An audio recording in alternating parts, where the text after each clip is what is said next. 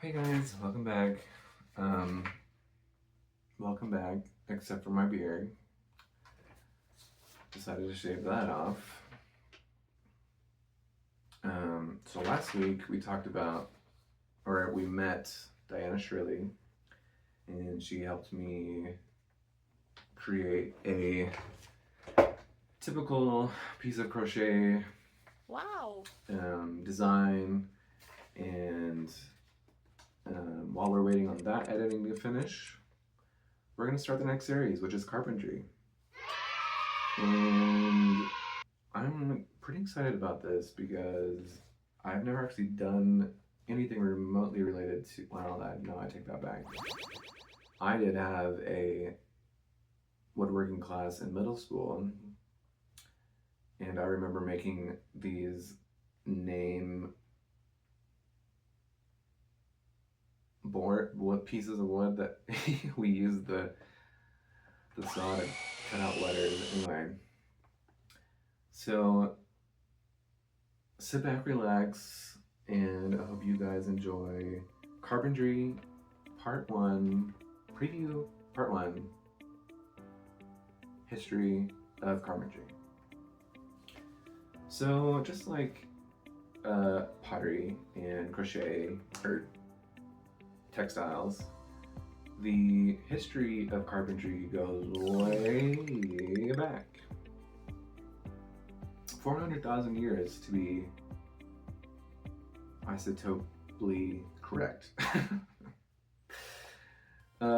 So the first evidence of a wooden artifact was found by Samuel Hazeldine Warren,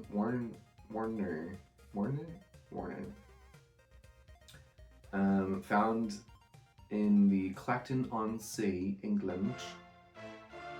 They're called it was called the Clacton Spear, and that was the first evidence of, like I said, any wooden artifact that had been carbon dated that long ago.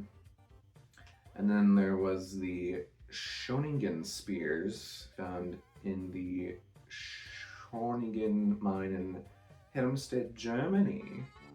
That was made out of Norway's spruce. And then we find artifacts from ancient Greece, 5800 to 5300 BCE, which, side note, as I'm doing all these history videos, BC and AD are being replaced with BCE and CE, which I feel like I learned that in college, but never really had to apply it until these videos. So anyway, then we find some Egyptian artifacts, approximately 1350 to 1300 BCE. A wooden haft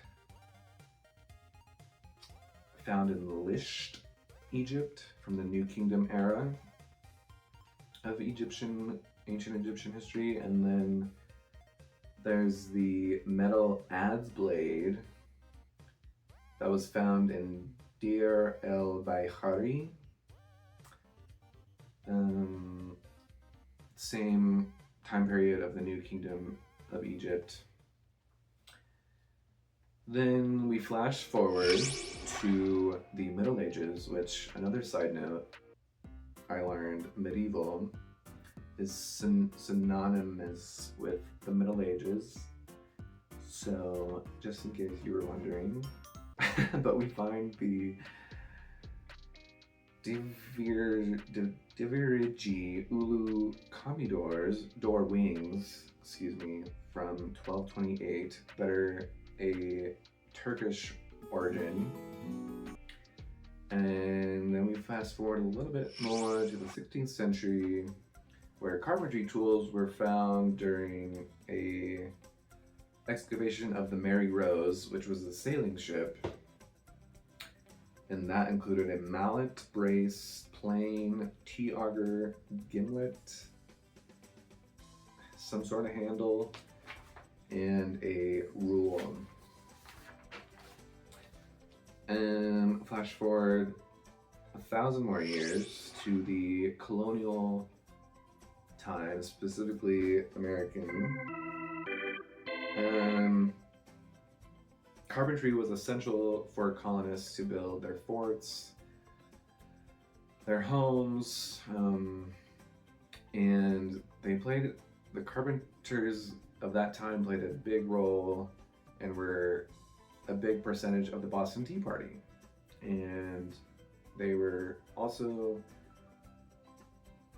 involved with creating unions, and as technology advanced, the invention of the train, sawmill, they were a core to kind of keep that craftsmanship as the core to their beliefs. And they were also the group, the UBC, inspired Labor Day, invented Labor Day, basically, period like 1886, 1890s. And again, try to keep that core of craftsmanship and apprenticeship intact as history moved forward, and created the American Association of Labor as well. Woodworking classes started to become a thing in the late 1800s, 1899.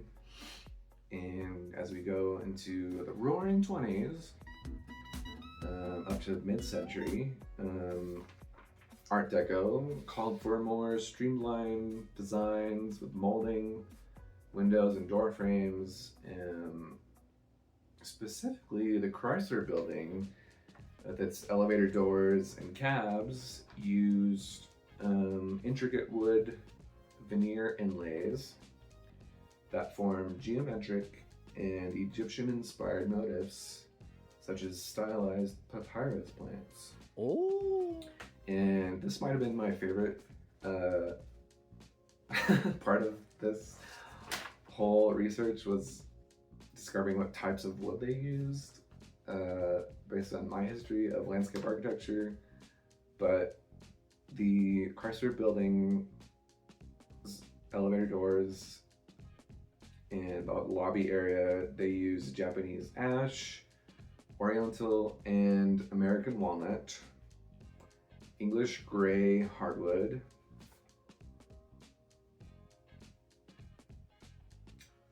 Cuban plum pudding mahogany. That is mahogany! And curly maple. So as we see technology advance,